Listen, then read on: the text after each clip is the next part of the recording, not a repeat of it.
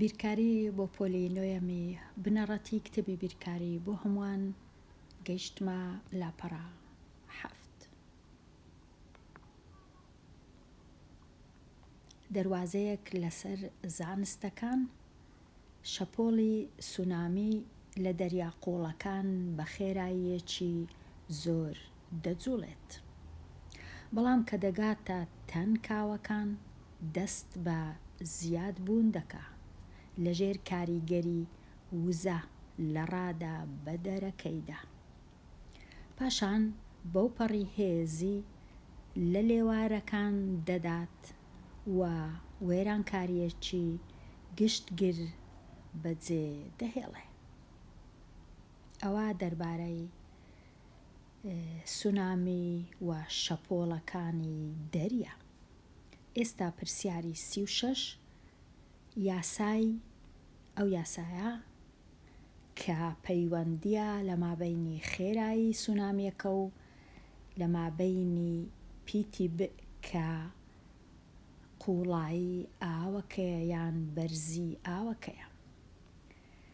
ئەو یاسایە خێرایی سونامی دەنوێنێت بە مەتر لە 1 چرکە، کاتێک پیتی قوڵی ئاوەکە بە مەتر. ئایا خێرایی سونامی چەندە کاتێک قوڵی ئاوەکە 6000 مەتر بی؟ لێرە یاسا واتە هاوکێشە لە مابەینی دوو یان هەندێک جار زیاتر لە دوو بێگومان نادیار یان گۆڕاو. لێرە لە مابەینی پیتی کە دەکاتە قوڵی ئاو یان بەرزی ئاو و پیتی کە دەکاتە خێرایی سونامیەکە، لەو یاسایەی خێراییەکە مەتر لە 1 چرکە و قوڵایی ئاوەکەش بە مەترە. کەواتە چ دەکەم؟ تەنیا لە جیاتی دانان دەچم پیتی لا دەبم، لە جیاتی دەنووسم 6000 و لەژێر ڕەجی دووجا جارانی 9 فاریزە 6 دەکەم، خێراییەکە دەردەچی. لێرە لە جیاتی دانان وەکو گوتم لە جیاتی پیتی قوڵایی ئاوەکە کە 6000 مەترە و جارانی 9 فاریزە 6 دەکەم، دەبیتە ئەو ژمارەیە 57600 لەژێر ڕەجی دووجا واتە دەبیتە 240 جاران 240 دەکاتە 57600. ئەو خێراییە بە چ دەردەچی؟ بە مەتر لە 1 چرکە. ئەگەر بزانین لە 1 چرکە 240 مەتر دەڕوا ئەو شەپۆڵە، ئەوەندە خێرایە هەر لە 1 چرکە. لە 1 چرکە 240 مەتر گەلک گەلک گەلک زۆرە، واتە خێراییەکە گەلک زۆرە. خێراترین مرۆڤ ڕەنگە لە 1 چرکەی بتوانی 10 مەتر بڕوا، زۆر زۆر. ئەویش دەبی یاریزانەکی زۆر باش بی. لێرە دێمە لای پرسیاری 37. ئەو جارەی هەمان یاسایە، بەڵام ئەو خێراییەی کە دەردەچی لە جیاتی بە مەتر لە چرکەیەک بی بە کیلۆمەترە لە کاژێرێک لە 1 سعات. پیتی هێشتا لێرە قوڵایی ئاوەکەیە، ئەو هێشتا بە مەترە. گریمان واماندانا کە قوڵایی ئاوەکە ئەو جارەی 7500 مەترە. ئایا خێرایی ئەو سونامیە چەندە؟ بە کیلۆمەتر لە کاژێرێک. لێرەش هەروە زۆر ئاسانە، لە جیاتی پیتی ئەو ژمارەی دەنووسم، جارانی 128 دەکەم، ئەو جا ڕەجی دووجا دەردەینم، خێراییەکەم بەدەست دەکا بە چ؟ بە کیلۆمەتر لە 1 کاژێر.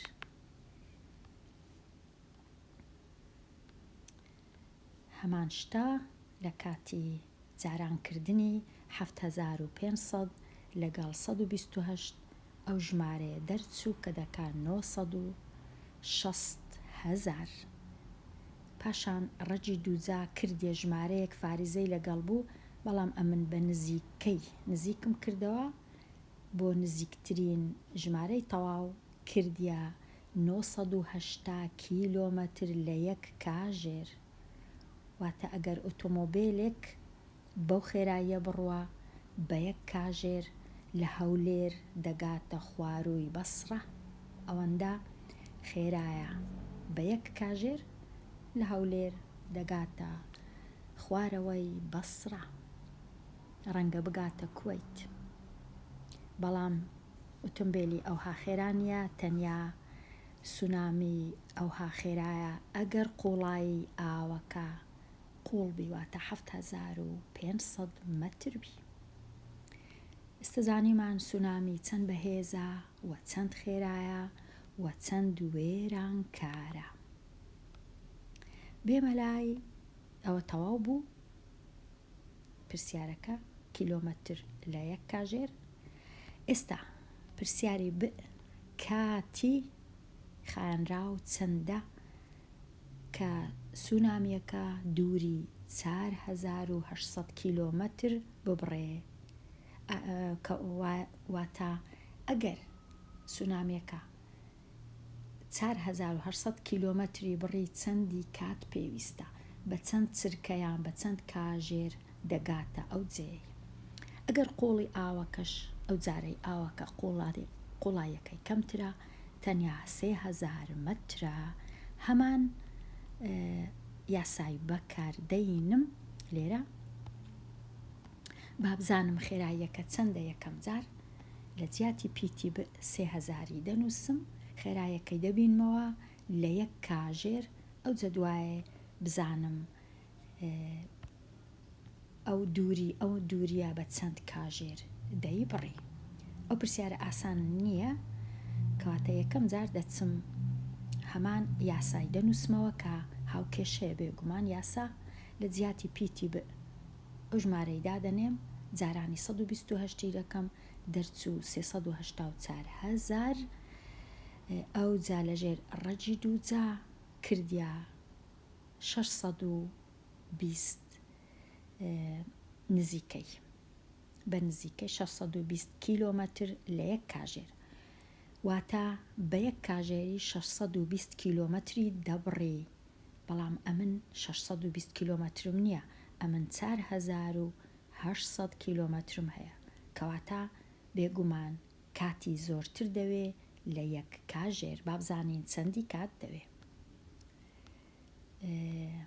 لێرە زۆر ڕێ هەیە لۆ ئەوەی ئەو پرسیارەی شیکارکەم. یەک لەو ڕێیانە ئەوەیە کە ئەم دەبی بزانم کە دووری دەکاتە خێرایی جاران کات.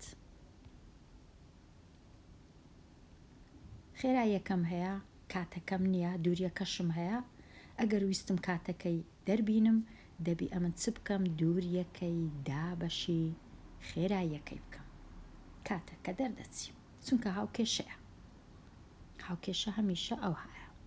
بەڵام ڕێیەکی دیش هەیە، ئەگەر ئەو ڕێسایی نەزانم کە دووری دەکاتە خێرایی جاران کات، دەبی ئەمن ڕێسایشکە بزانم. ئەویش چییە؟ ئەویش دوو ڕێژەی بنووسم. ئەو ڕێژەیە لەگەڵ ئەو ڕێژەیە.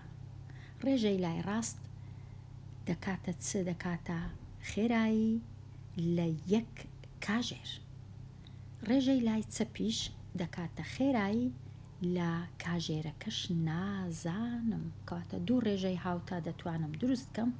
پاشان یاسایەکم هەیە، یاسای لێکدانی تیرەکان.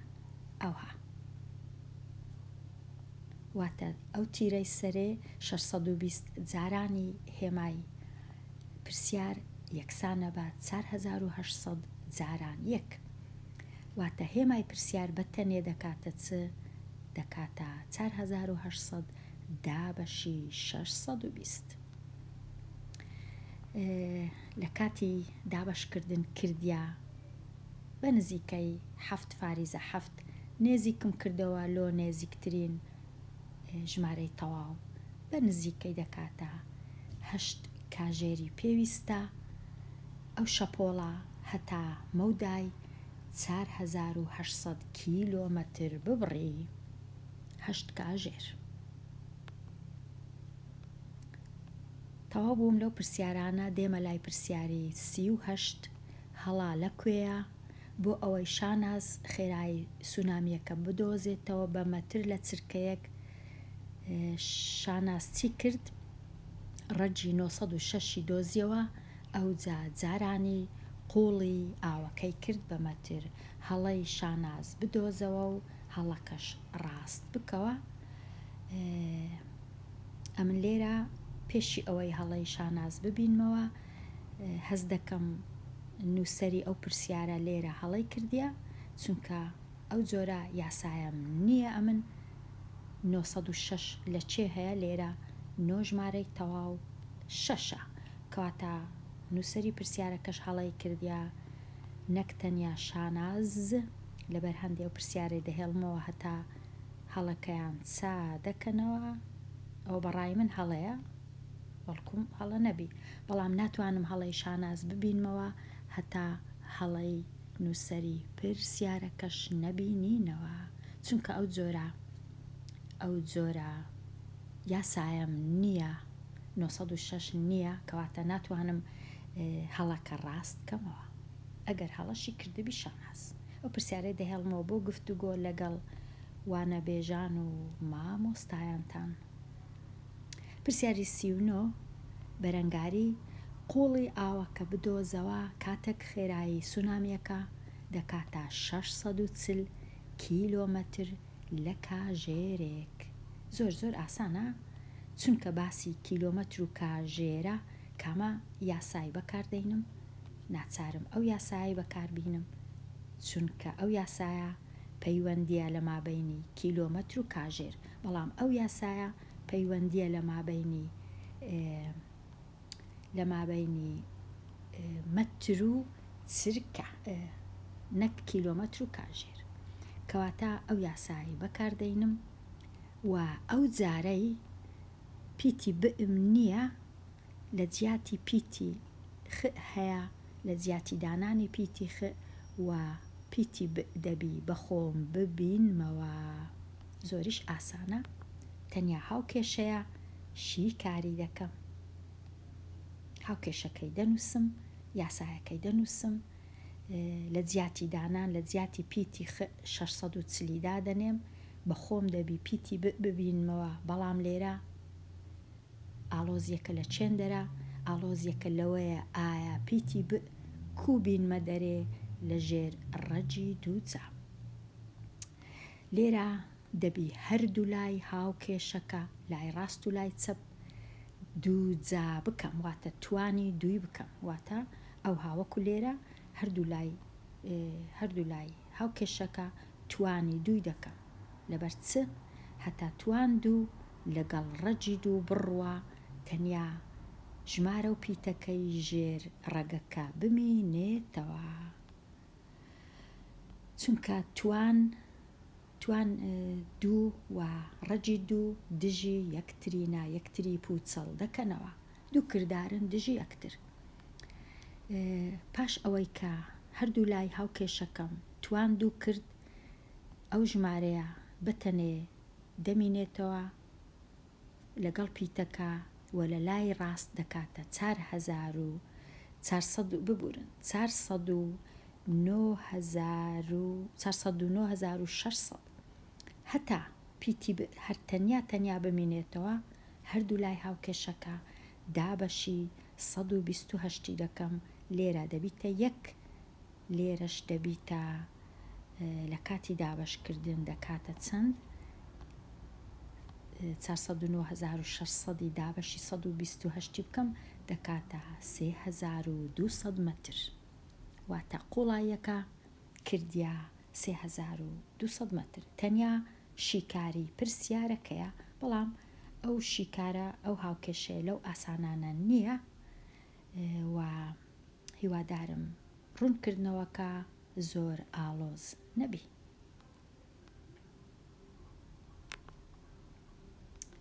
تەواو بووم لێرەش دەچمە لای ئامادەکاری و پێداچوونەوەی لول پێچی. هەڵبژاردن لە وەڵامی جۆراوجۆر کام بڕ بەهایەکەی دەکەویتە نێوان ئەو دوو ژمارەیە، هەتا بزانم کام بڕ ئەگەر هاتوو بژمێر بەکارنەینم پێویستە ئەمن بچم بەدەست بزانم 15 جاران 15 دەکات چەند، بزانم لە کام لەو ژمارانە نێزیکە. 15 جاران 15 جاران 15 دەکاتە 225. 225 نزیکە لە کام ژمارە؟ بێگومان ئەو ژمارانەی کە ڕاستن نابی گەورەتر بن لە 225، کەواتە ئەو وەڵامە هەڵەیە چونکە زۆر گەورەتر 225، ئەوەش هەر هەڵەیە چونکە گەورەترە، واتە یەک لەوانە ڕاستە، بەڵام کامەی ڕاستە، کامەی نزیکترە لە 225، بێگومان ئەو وەڵامە ڕاستە. پرسیاری 41 هەست دەکەم. ئەو پرسیارە بەبێ هەبوونی بژمێر ئاسان نییە، کەواتە ئەگەر تاقیکردنەوە بوو دەبی بژمێر بەکاربێ، ئەگەر نا زۆر ئاسان نییە بە نزیکرایەوەی و بۆ نزیکترین بەش لە سەدیش هەر زۆر ئاسان نییە، کاتەکی زۆری پێدەوێت، کەواتە ئەو پرسیارەی دەهێڵمەوە بۆ خوێندکاری ژیر. دێمە لای بەهای هەریەکە لەو بڕانە ببینەوە بە پێی بەهای گۆڕاوەکە، ئەوانە زۆر زۆر ئاسانن ئەو بڕانە، چونکە ئەمن چ دەکەم تەنیا لە جیاتی دانان لە جیاتی پیتی ژمارە سەیدا دەنێم، لە جیاتی ئەو پیتەش ژمارە نۆیدا دەنێم لێرە، و بڕەکەی شیکارنا ئەژمێر دەکەم بەو جۆرەی. 4 جاران لە جیاتی پیتی 3 کۆ 5 جاران 9 و 4 جاران 3 توان 2 دەکات 9، 4 جاران 9 دەکات 36 و 5 جاران 9 دەکات 45، پاشان 36 و 45 کۆ دەکەمەوە. زۆر ئاسانە. پرسیارەکەی دیش هەروە لە جیاتی دانانە، تەنیا دەکاتە لە جیاتی پیتی دەنووسم 2 و لە جیاتی پیتی دەنووسم 7. توانەکانیش بێگومان دەبی بنووسم، دەنا تێک دەچی. ئەوانش هەر لە جیاتی دانانە. 7 جاران 2 توان 3 کەم 2 جاران 7 توان 2، 2 توان 3 دەکاتە 8 و 7 توان 2 دەکاتە 49، ئەو جا 7 جاران 8 56، 2 جاران 49 دەکات 98. بێگومان دەبی ئەمن ڕیزیەتی کردارەکان بپارێزم. یەکەم جارانەکە ئەو جا لێ دەرکردنەکە دەنا تێک دەچی. ئەوە گرنگە، کامە کردار پێش کامە کردار، پێش هەموو شتێک توانەکان بێگومان. پاشان 56 98 لێ بڕوە، چونکە یەکەچیان پۆزیتیڤە ئەویتکەیان نێگەتیڤە، ژمارەکان لێک دەردەکەم. 8 6 لێ بڕوە 2، 9 5 لێ بڕوە 4 و هێمای ژمارە گەورەکە دادەنێم کە نێگەتیڤ و کەمە. لێرە ئەوەش تەواو بوو. بچمە لای پرسیارەکی دیکە، ئەویش پرسیاری 44، ئەوەش هەر لە جیاتی دانانە، بەڵام لێرە توانەکە بە کەمە، ڕەنگە تۆزێک سەخت بی، بەڵام لە جیاتی دانانەکە هەمان شتە، لە جیاتی ئەو پیتەی دەنووسم 2 توان کەم 1 کۆ 4 کەم 2 توان 3. بزانم کو ئەمن ئەو پرسیارم شی تەڵ کردیا. ئەوها 2 توان کەم 1 کۆ 4 جاران لێرە دەبی ئەمن کەوانەی دانێم چونکە کەمم هەیە توانی 3. ئەگەر تەماشای ئێرەکەم ڕێسایەک هەیە، ئەو ڕێسایە چییە؟ هەر ژمارەیەک یان هەر پیتەک کە توانەکەی بە کەم بوو یان نێگەتیڤ بوو، دەتوانم بنووسم ئەو پیتە 1 دابەشی ژمارەکە، توانەکەش لێرە بنووسم، لە جیاتی کەم توانەکە دەبیتە کۆ. ئەوە ڕێسایە هەیە، دەبی ئەو ڕێسایە و یاسایی بزانم، کەواتە ئێرە کو دەنووسرێ؟ ئەوها دەنووسرێ. کەم 2 جارانی توان 3 واتە کەم 2 جاران کەم 2 جاران کەم 2.